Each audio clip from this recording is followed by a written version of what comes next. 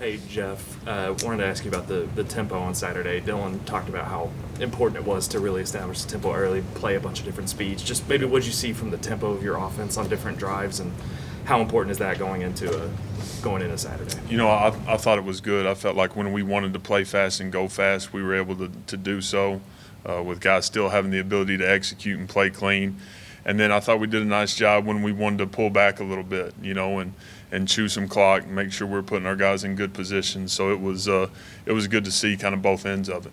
On Saturday, when you play a team like SMU that plays really, really fast, wants to get up and down the field, how much more important is it to really think about tempo? Yeah, we want to dictate how the game is played for sure. There's no doubt about that. So we'll continue to be us. We got plenty to get better at, but it'll be a heck of a challenge on Saturday. Hey, Jeff, you spoke highly of Petaway going in preseason camp, but seeing it out there, 9 catches, is that the confidence that it'll build in him and what you'll have in him here going forward? Right. We will always talk about this, but just being able to live the experience part of it, him being able to go do it was a huge deal. Was happy for him. Just being able to get out there his first game, have some production, and he left some out there, which he knows. So that's the good thing, But it was great for him to get his first action. Between Dylan and Jackson, you guys didn't have an incompletion on any of the passes between the numbers.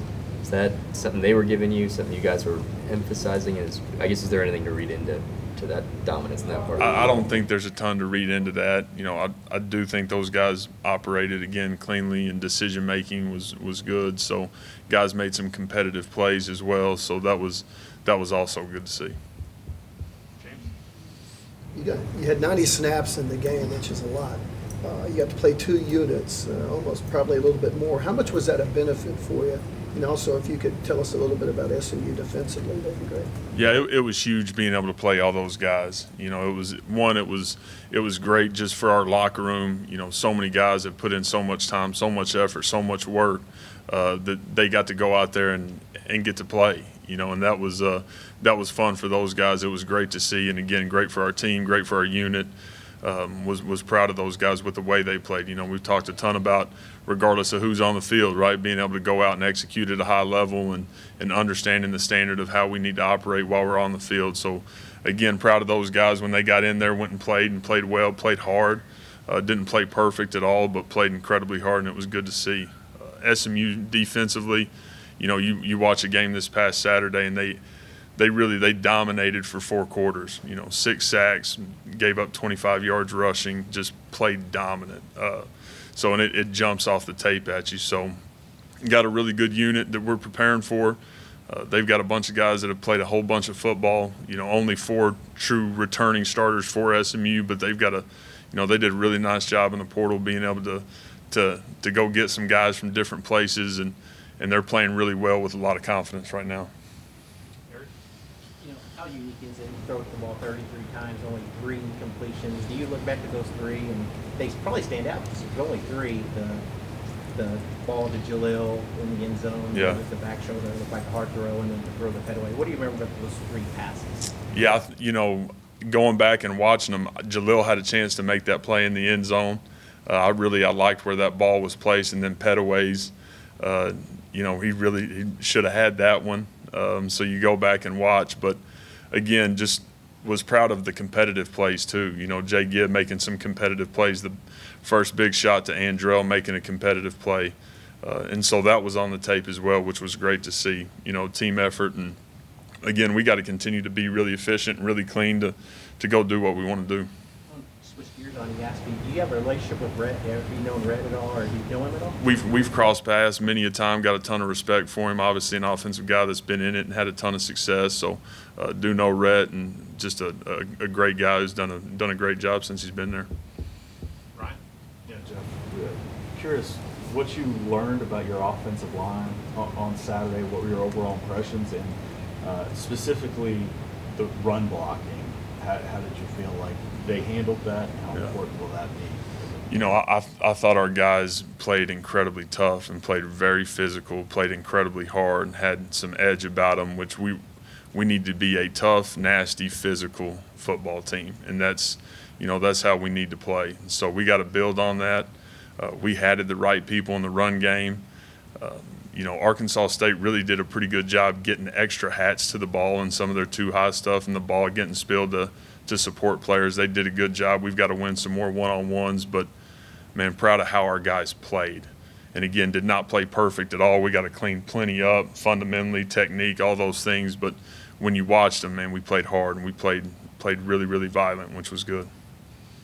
I wanted to ask you about two wide receivers. First, Jaden Gibson. I know you talked a little bit about him after the game, but he talked a couple weeks ago about how tough last year was, really kind of mentally, how he got into a bad place. How did you see him come out of that? I mean, obviously didn't play much for you last year, but what have you seen as really important to him to get him to the point where he was able to make competitive catches Saturday? Yeah, I think he's done a good job of just sticking to the plan and not wavering. He's a guy that has had great maturity outside of our building since he's been here. He's had great maturity inside the building. And so I think, with who he is today and where he's at from, being a student to just being an everyday guy, he's in a really good spot. And so I think that's showing up for him. Made the two really competitive plays that were great.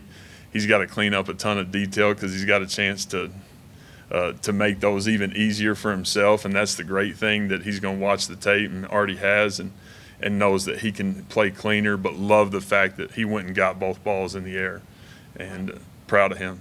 I also wanted to ask you about Gavin. How do so many people miss on a talent like that? Was it size? What was it with him? We're not very smart. I mean, it really is incredible. I think he's one of those guys, man. You always talk about recruiting is not you can never bat 1,000. It's different every single year with every single kid, and he's a young man that, again, he can play anywhere in America, and dang glad he's playing for us. Yeah, Jeff, Andrew, I'm wondering, what did you see from him in the portal when you guys were evaluating him? And was it tough because he played a little bit at Michigan, but there wasn't a ton of tape on him? Yeah, saw top end speed. I was very familiar with Andrell. At my last stop, recruited him out of high school, so there was some familiarity there. And then when he got in the portal, have some really close connections at Michigan, was able to reach out and talk to some people inside the building that they didn't want to lose him. They loved him. They wanted him there. Felt like he was going to be a starter for them. He needed to change, wanted a scheme change, I think, as much as anything. And, again, got on the phone and everything checked out. So knew he was going to be a guy that played with really good length and really good top-end speed, and that's what we needed. How much does that help you guys just open up the offense, especially replacing Marvin? No, it's huge. It absolutely is. Again, it's a deal where I think we've got a chance to play a bunch of guys at that position. Strength by numbers, man, we got a chance to, again, go roll 6, 7 guys this week. So that's going to be huge moving forward. When you've got such a big running back rotation, is there like a learning curve or an adjustment for those guys, knowing that they kind of get a drive and then somebody else is coming in and don't really get a chance to get into rhythm but still have to go perform? Is that like a different adjustment than? I think for those guys, understanding making the most of every opportunity. When you get your opportunity, making the most of it, because there's other guys in the room that got a chance to go play. We weren't able to get one single guy into a great rhythm the other day. But I think those guys understand, man, they got to take advantage of opportunities and be able to go win some one-on-ones, go make some plays. Second row, Justin on the right.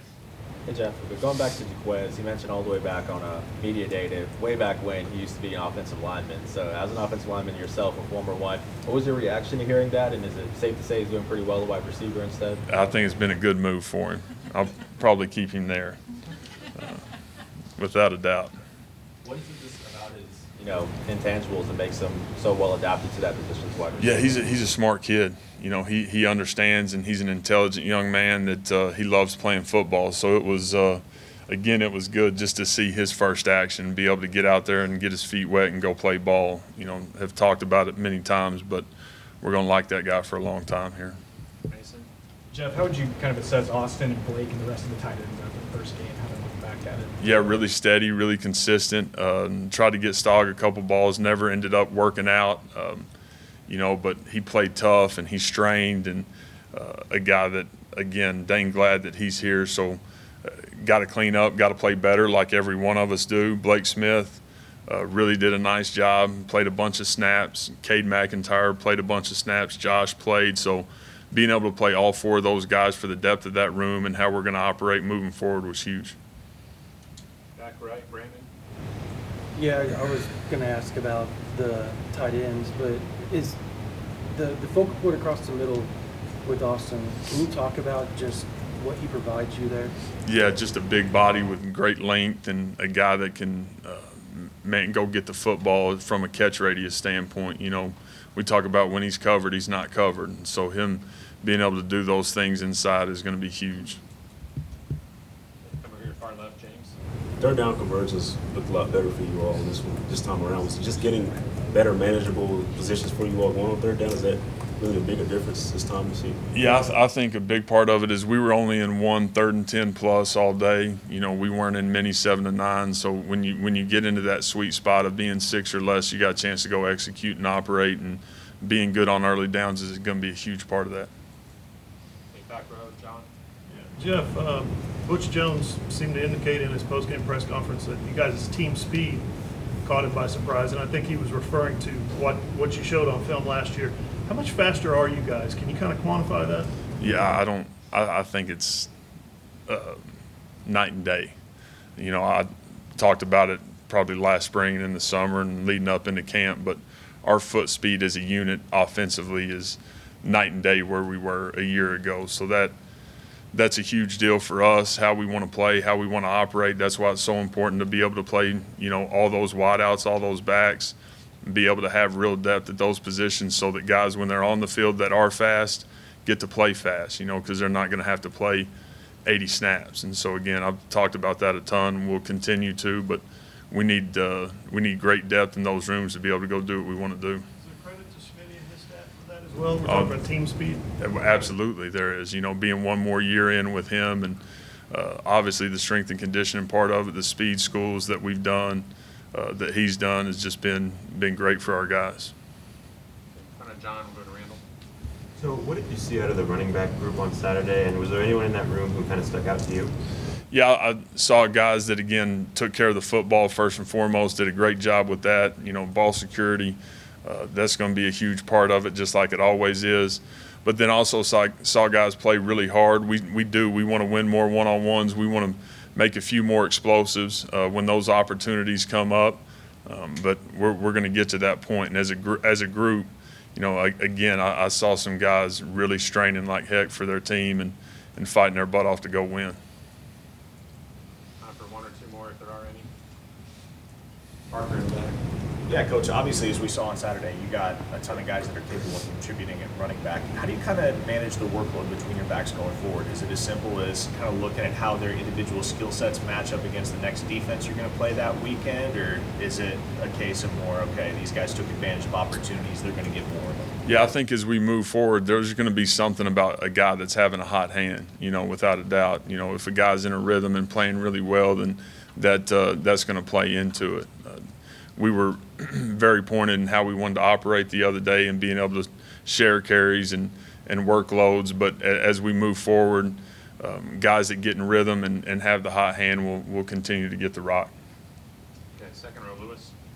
Jeff, what did you see from Emmett Jones just in terms of developing that wide receiver core throughout camp, and what was kind of the dynamic between you guys on Saturday? Yeah, Emmett's toughness and edge and just his consistency with his guys every single day has been incredible. You know, he's a guy that demands a ton out of that room, and he's been awesome for our staff. He really has. So from a scheme standpoint to holding those guys accountable and making them a unit, you know, that's something that's been big time for us.